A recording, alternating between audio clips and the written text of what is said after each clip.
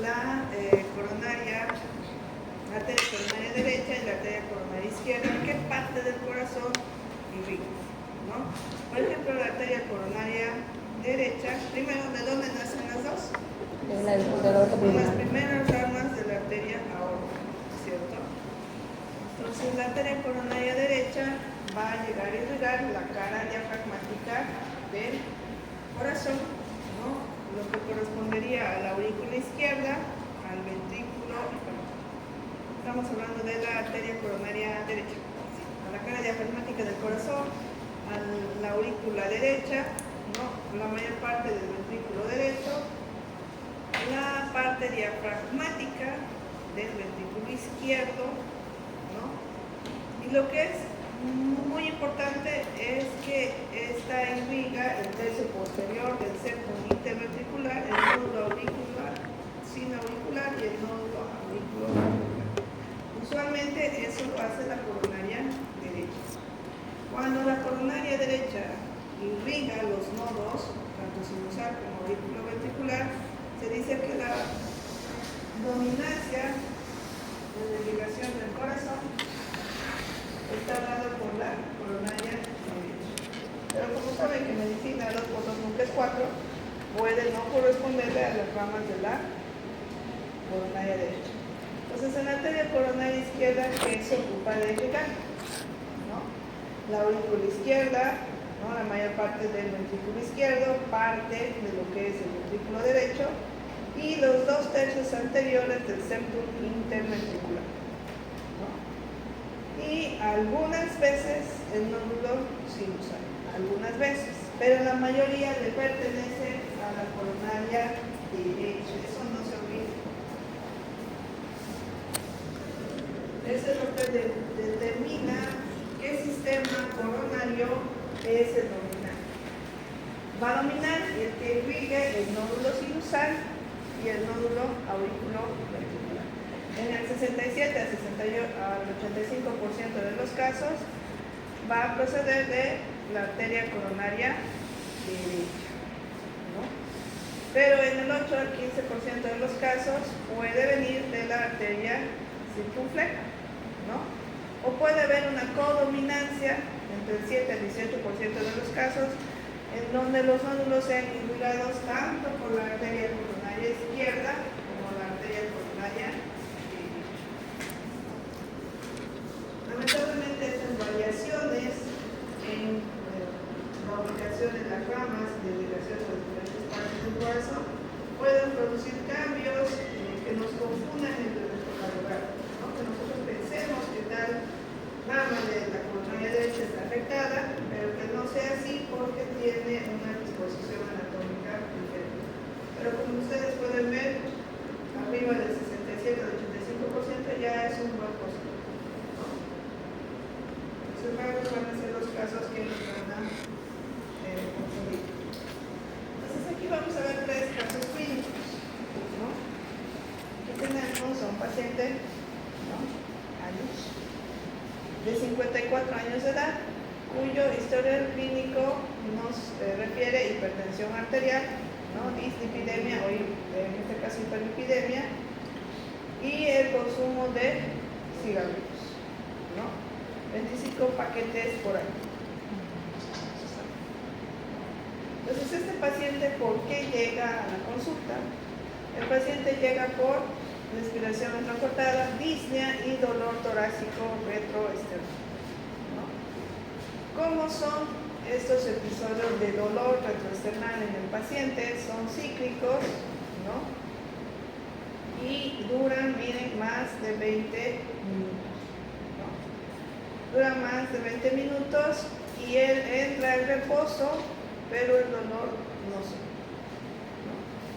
Si nosotros le tomamos un electrocardiograma a este paciente que vamos a observar, un electrocardiograma normal, sin elevación de las enzimas cardíacas, principalmente de la troponina, que es la más específica para el corazón. Entonces, este es un paciente.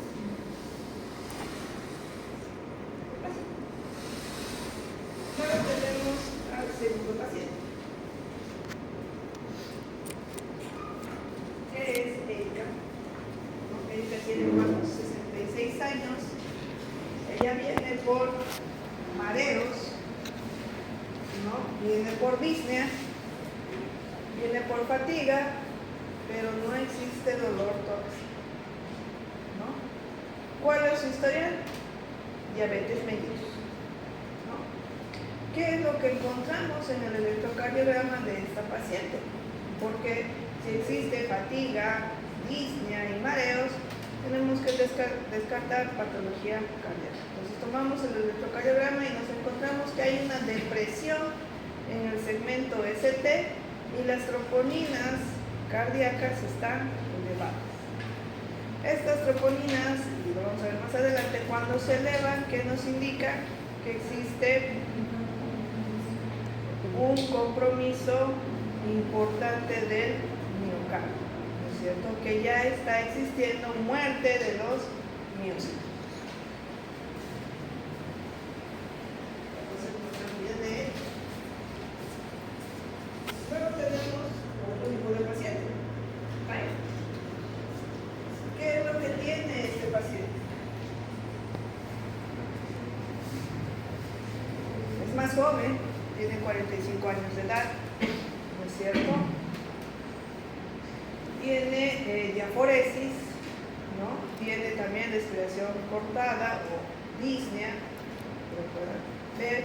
Tiene periodos de cefalea, ¿no es cierto? Tiene periodo de dolor abdominal en epigastrio. ¿Hay dolor torácico? No, ¿no es cierto? Esa cefalea siente con fosfenos, ¿no? Pequeñas iluminaciones que el paciente ve, ¿no? Como si lo hubieran encandilado con alguna luz intensa, con una linterna, ¿no? Y el dolor que estamos diciendo no está en lo que suena. ¿Cómo están sus signos vitales? ¿Está con 80, 60 de presión arterial? 40 años, ¿estará bien esa presión? No. Y la frecuencia cardíaca, 45 latidos por ¿está?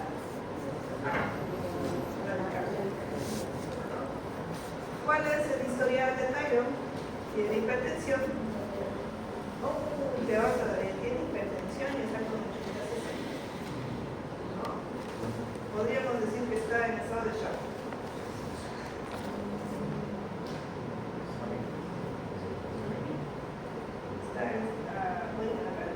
Ahí tiene que ver si está consciente, si está bien perfundido y si tiene buena resistencia. Si está bien perfundido, por más que se pone eso, no está en estado de shock. ¿Por qué? Tal vez en el paso volumen mejora y está en shock. No tiene que haber hipotensión. Después, ¿qué más tiene? Tiene diabetes y tiene hiperlipidemia, ¿no es cierto? Y tiene factores de riesgo cardiovasculares estas pacientes. Tienen, ¿no es cierto? Diferentes, algunos casi el mismo, la diabetes y la hipertensión, y el otro que es tabaquismo, ¿no? Y si nos fijamos en el electrocardiograma de Thyroid, encontramos que elevación del segmento ST. Debería bajar piso eléctrico y luego venir la onda T. Pero aquí se le directamente hacia la onda T. Entonces eso es supradesnivel del segmento ST. ¿Y dónde se puede ver? Se ve en la derivación 2. Fíjense, la línea eléctrica está por encima, está en la derivación 3 y está en ADF, ¿no? Luego van a ver que esas tres derivaciones corresponden a la cara inferior del corazón.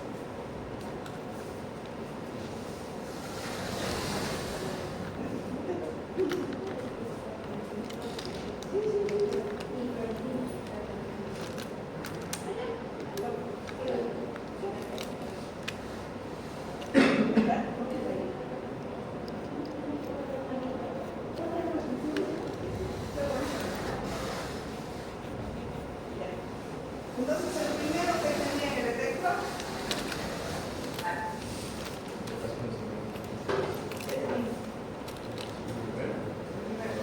normal. ¿Y las troponinas? Normal. El segundo que tenía depresión del segmento ST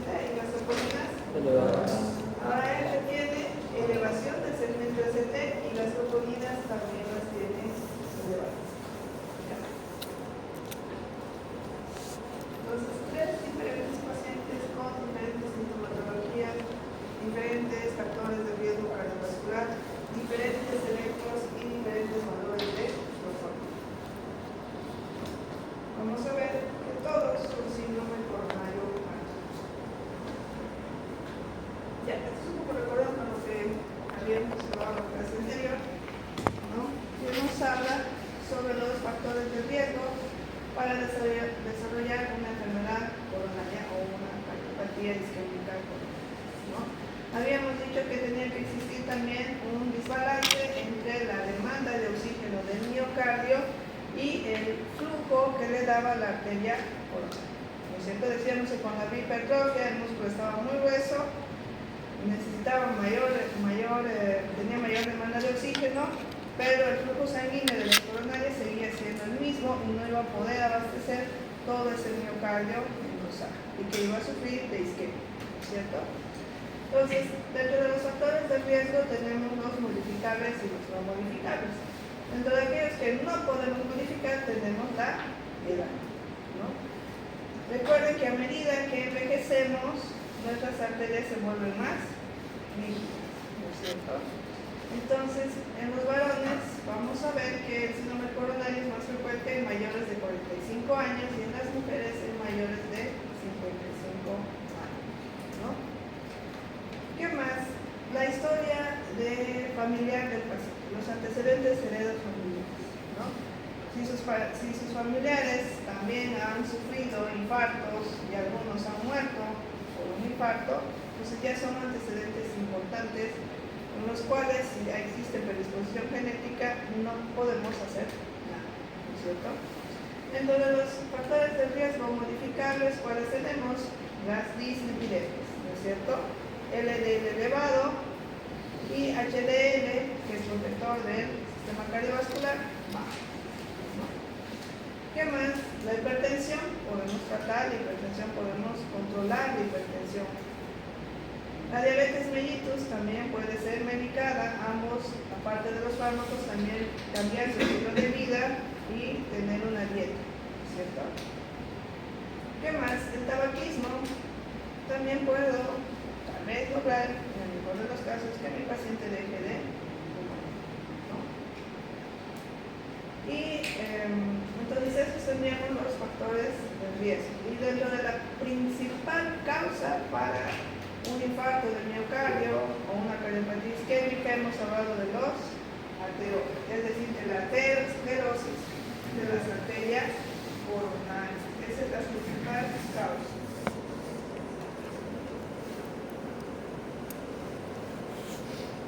Entonces, habíamos dicho que el síndrome coronario agudo puede presentarse como cualquiera de estas, según esta clasificación, ¿no? Angina inestable, aquella que tenía una placa teromatosa estable, ¿no es cierto? Habíamos dicho la angina de Prince-Metal. ¿Se acuerdan cuál era la causa de esta angina? El vasoespasmo, ¿no es cierto? Luego tenemos como tal el síndrome coronario agudo y dentro de este tenemos la angina inestable, ¿no es cierto? Todo esto es con placa teromatosa inestable. Tenemos la angina inestable, ¿no? El síndrome coronario sin superdesnivel de ST, el síndrome coronario agudo con superdesnivel de ST, la enfermedad o la miocardiopatía isquémica crónica de los pacientes, ¿no? Y la muerte cardíaca súbita. Todo esto dentro del síndrome coronario agudo. Recuerden que un paciente, después de haber sufrido un síndrome coronario del tipo de aquellos que tienen superdesnivel de ST, quedan con necrosis de la pared, ¿no es cierto? Y en toda esa región queda con tejido desvitalizado, ¿no es cierto? Que ya no se contrae, ya no es tejido funcional, ¿no? Y en aquellas en que la isquemia no ha sido todo el espesor del miocardio, pero sí lo ha sido una parte, entonces todavía esa pequeña parte que está sana puede ser que en algo tenga todavía contractibilidad o la pierda por completo y que quede también hipoperfundida. Entonces ese paciente ya tiene una cardiopatía isquémica definitiva, ¿no es cierto? Que no se va a resolver y por lo tanto eso se llama cardiopatía isquémica crónica. ¿Está bien?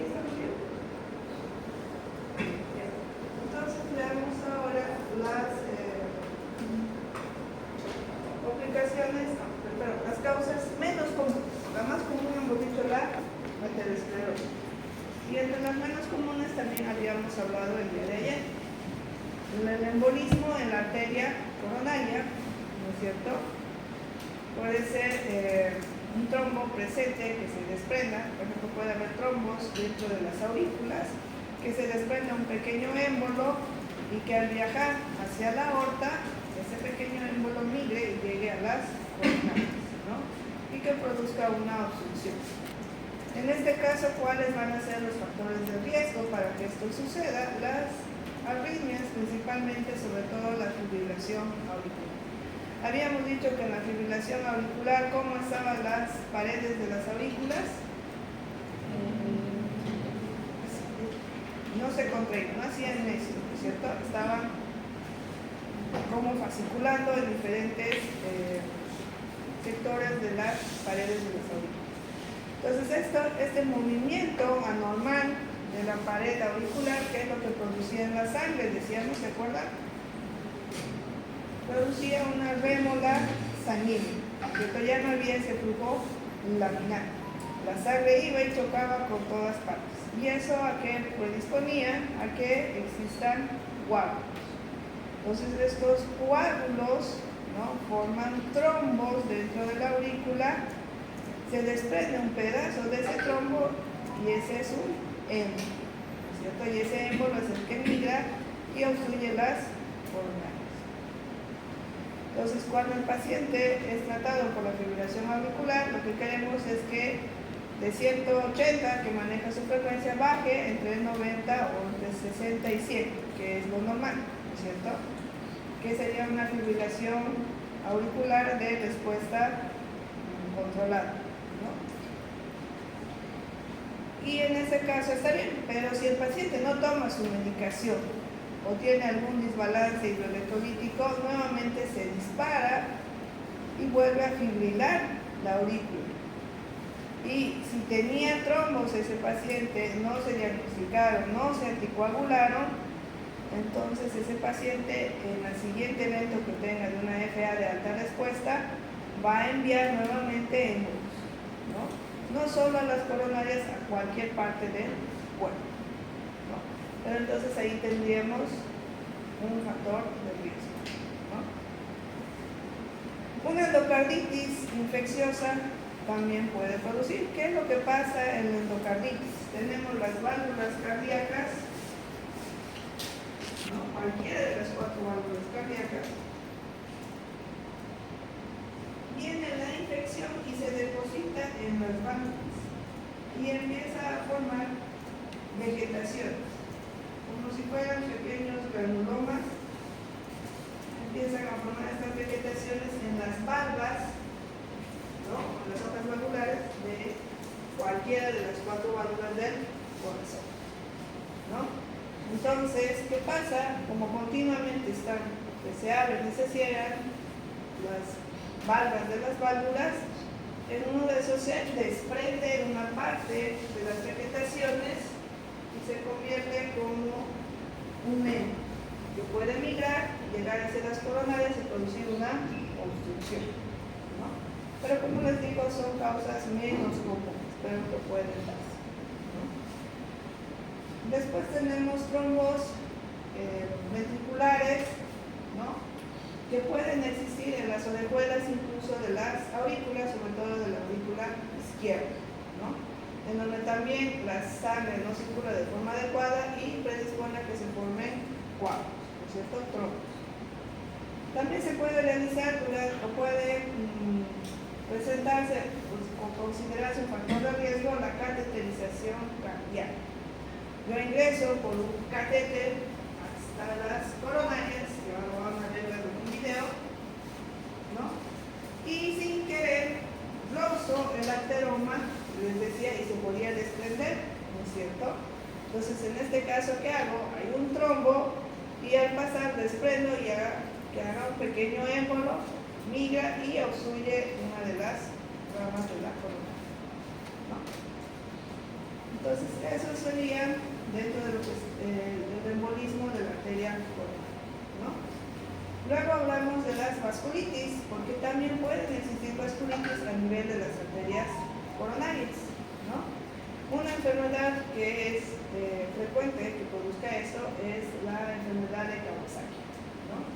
La enfermedad de Kawasaki se da en niños. Esos niños que tienen fiebre durante varios días, se realizan cultivos, ¿no? Y nunca se identifica un gen, ¿no? Tiene características de ser infeccioso, pero no hay rescate de ningún germen, ni en el hemocultivo, el coprocultivo, el cultivo de secreción bronquial, el cultivo de esputo, de lo que quieran, no sale ningún germen, ¿no? ¿Y qué se cree que pasa en el síndrome de Kawasaki o en la enfermedad de Kawasaki? Se cree, ¿no?, que alguna infección previa al cuadro actual ha desencadenado una respuesta antígeno-anticuerpo, ¿no?, y que ha sensibilizado y ha habido el depósito de esos complejos dentro de los vasos, produciendo la vasculitis, ¿no?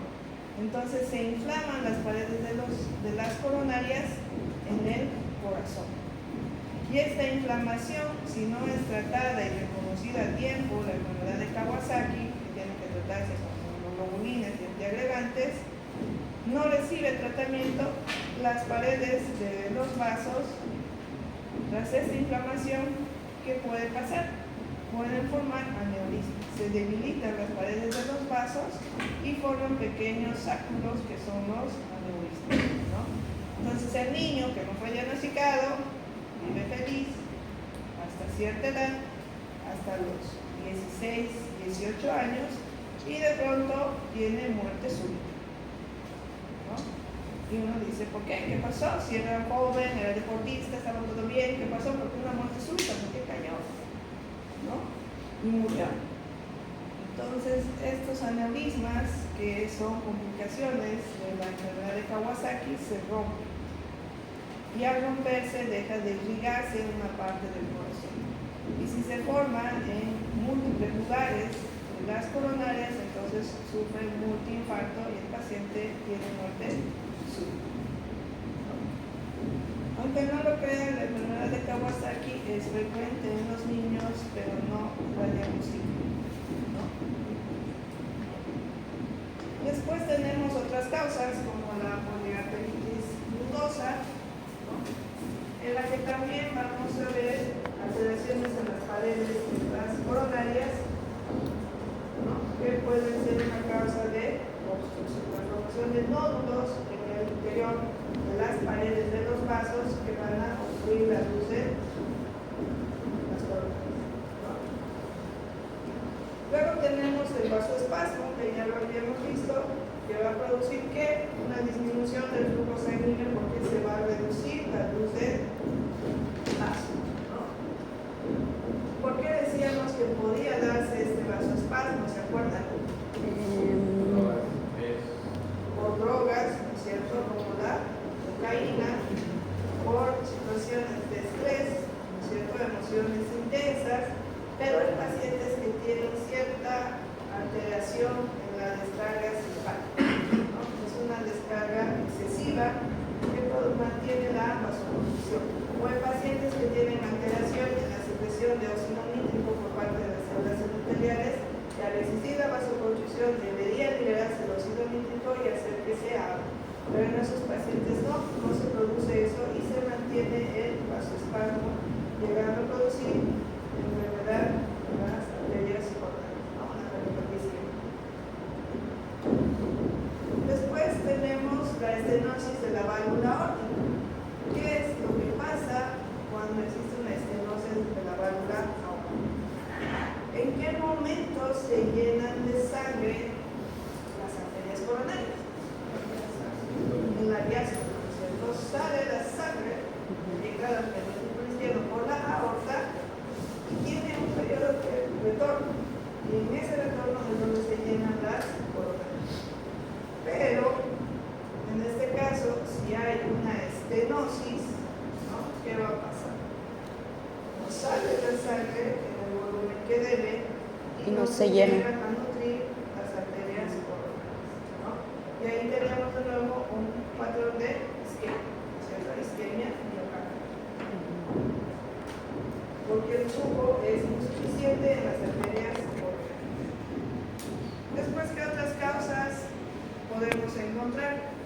la hipertensión, ¿no? ¿Por qué la hipertensión?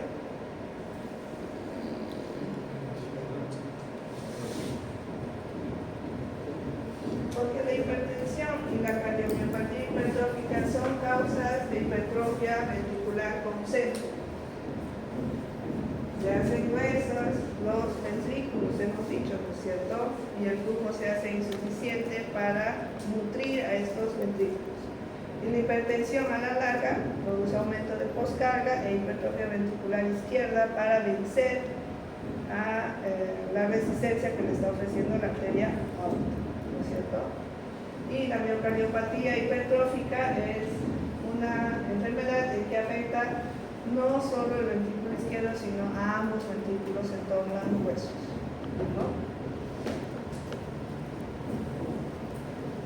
¿Ahí estamos bien?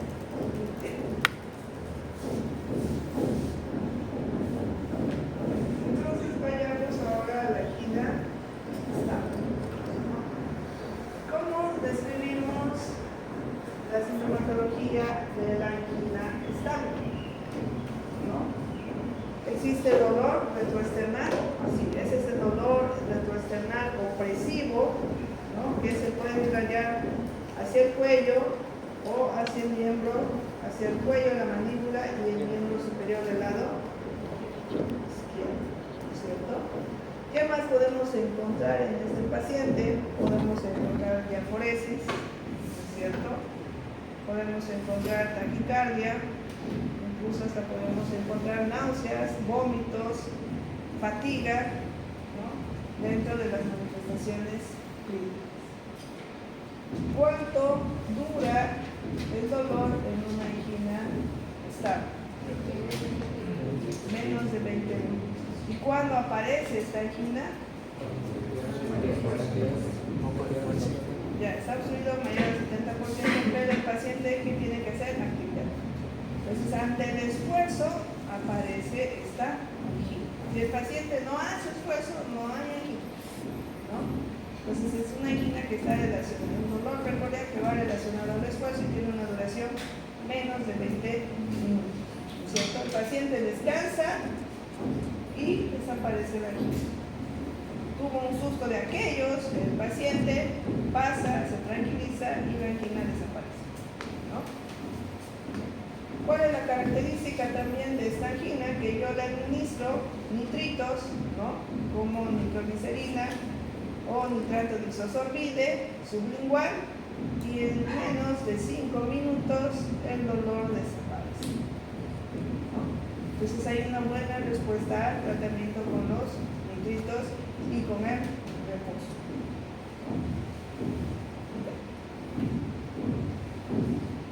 Hablamos de que si solo existe isquemia miocárdica, la lesión que se ha producido en el miocito es reversible. Porque una vez mejore el flujo, ¿qué va a pasar? Todo va a volver a revertir, ¿cierto? Pero si la lesión que ha sufrido el miocito ha sido severa, se ha necrosado el miocito, entonces la lesión es irreversible. Y ahí hablamos de paro, ¿no?